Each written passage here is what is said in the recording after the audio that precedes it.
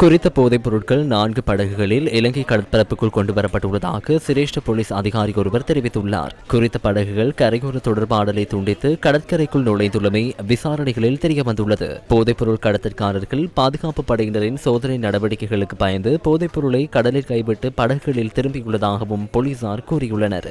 இதுக்கமைய கடலில் மிதந்தவாறு காணப்பட்ட 51 உரப்பைகள் கடற்படையினரால் நேற்று கைப்பற்றப்பட்டு தங்காலை மீன்பிடி துறைமுகத்துக்கு கொண்டுவரப்பட்டன.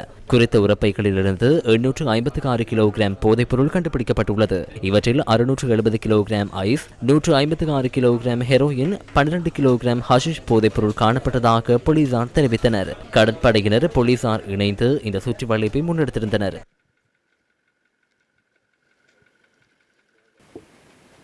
குறித்த இடத்துக்கு வருகை தந்த பாதுகாப்பு பிரதி அமைச்சர் அருண் ஜெயசேகர இந்த இடத்தில் படகுகளை விட்டு சென்றுள்ள சந்தேக நபர்களை விரைவில் கைது செய்வதற்கான நடவடிக்கைகளை முன்னெடுத்துள்ளதாகவும் தெரிவித்தார்.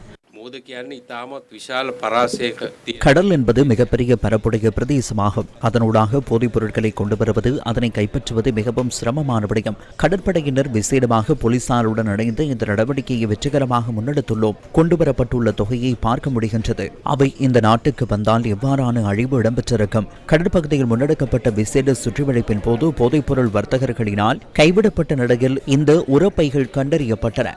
ஏதோ காரணங்களினால் அவர்கள் படகில் தப்பி சென்று விசேட விசாரணைகள் தொடர்ந்து முன்னெடுக்கப்படுகின்றன. விரைவில் அவர்களையும் கைது செய்வதற்கு கடற்படை மற்றும் போலீசார் இணைந்து செயல்படுவோம். குறித்த போதைப் பொருட்கள் மேலதிக விசாரணைகளுக்காக போலீஸ் போதைப்பொருள் ஒழிப்பு பிரிவினரிடம் ஒப்படைக்கப்பட்டுள்ளன.